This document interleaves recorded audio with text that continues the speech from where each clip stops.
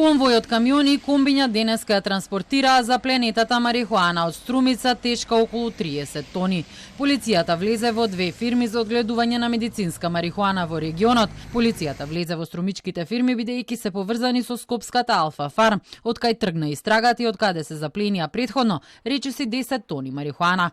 Министерството за внатрешни работи ја известува јавноста дека во тек е опсежна акција, во рамки на која е запленета голема количина на марихуана. Во правно лице во Скопје пронајдени се и одземени околу 9 тони марихуана и над 1300 шишиња произведено масло од канабис. Од правни лица, пак од источниот регион, одземени се над 31 тони марихуана и биомаса. А една од нив е CBD медплант од Борисово во Ново село. Формирана е во 2018 година, а собственици се Коле Василев, Христијан Котев, Алекс Гомес, Добринка Кирилиева и СГБ Проперти СА. Инаку Тони Котев, таткото на Христијан Котев, е поранешен председател на огранокот на СДСМ во Ново село.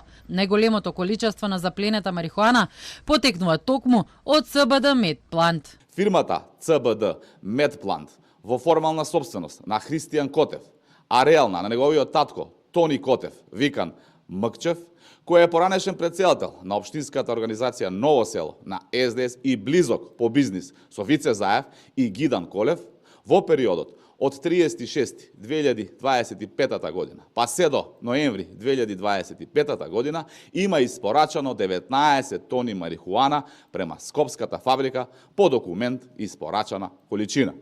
Дополнително, утринава од струмичката фирма биле изнесени 21 тон дрога. ВМРО ДПМН информира и дека фирмата добила одобрение за одгледување марихуана за медицински цели во 2020 година, додека на власт е СДСМ.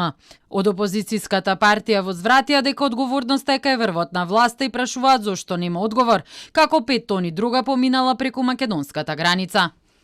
Без поддршка од структури високо во власта, во МВР, во царина, во други институции, не може да се шверцуваат тони и тони дрога.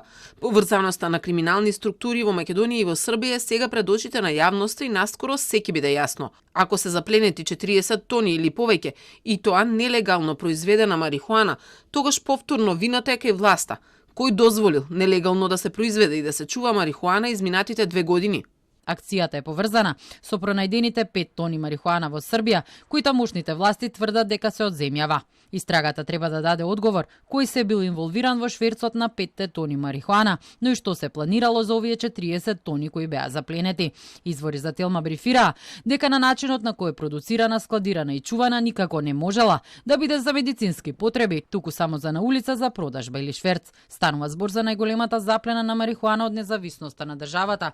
По завршување на акцијата се очекува со информации да излезат од обвинителството и од МВР.